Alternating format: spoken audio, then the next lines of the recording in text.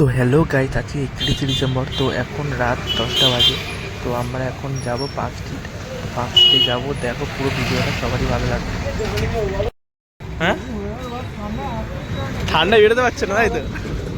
ঠান্ডায় বেরোতে পারছে না। Come on, let's go. তো বেসিক্যালি আমি নাইট আউট করি না, অনলি ফর দুর্গা পুজোর সময় এটা আমাকে ছাড়ে। আর এই 31 ছাড়ার কারণটাই হচ্ছে কি, আমার মা বাবা হচ্ছে ইস্কনে যায়। তো 31 ওনারা হোল নাইট করে ইস্কনে থেকে। তো আমি ওই জন্য ওই দিনটা ছাড় পাই বেরোনো। তো এমনি সময় তো রাত 10টা ওভার হয়ে গেলেই ব্যাস বকা খেয়ে নিই। 10টা মানে ওভার করাই যাবে না, 10টার মধ্যে আমি বাড়ি ঢুকতেই হবে। 10টা ওভার হয়ে গেলেই খুব বকা খেয়ে যায় মায়ের কাছে, মানে এরকম একটা রুলস আছে। কিন্তু এই 31 আর দুর্গা পুজোর সময় কিছু বলে না, তো বড় হয়েছি না। কিন্তু যতই বড় হয়ে থাকি, রাত 10টা বাজলে মানে আমার ঘরে গেট বন্ধ, আমার ঢুকতেই দেবে না।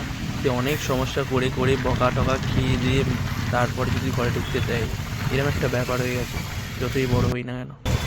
তো 31 আমি বেরাতাম না, যেহেতু আজকে একাদশী করে আছি, আমি কিছু খাবো না বাইরে। তবুও ঘোরার ইচ্ছাটা যাবে না আমার মধ্যে থেকে। তো ওই জন্যে আকাশদা বলতেই বেরিয়ে পড়েছি দুজন মিলে। দেখো সবাই পুরো ভিডিওটা, সবারই ভালো লাগবে। আমরা এখন পার্ক স্ট্রিটে চলে এসেছি। তো প্রত্যেক বছরের শুরুটা আমার পার্ক স্ট্রিট থেকেই হয়। তো হাজার হাজার আলো সাক্ষী রেখে বছরের প্রথম দিনটা আমি শুরু করলাম।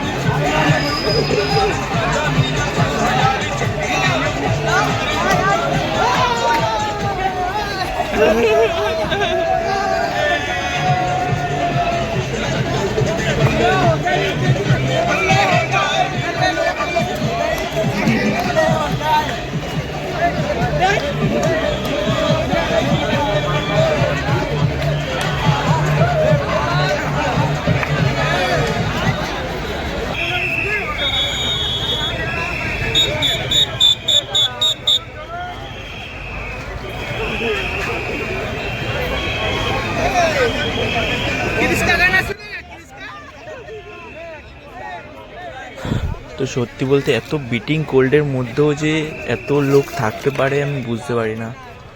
ভালোই ভিড় আছে আজকে। আমি তো ভেবেছিলাম হয়তো আজকে এত ঠান্ডা পড়েছে, অত্যাধিক তীব্র ঠান্ডা, হয়তো এত লোক থাকবে না, কিন্তু অত্যাধিক।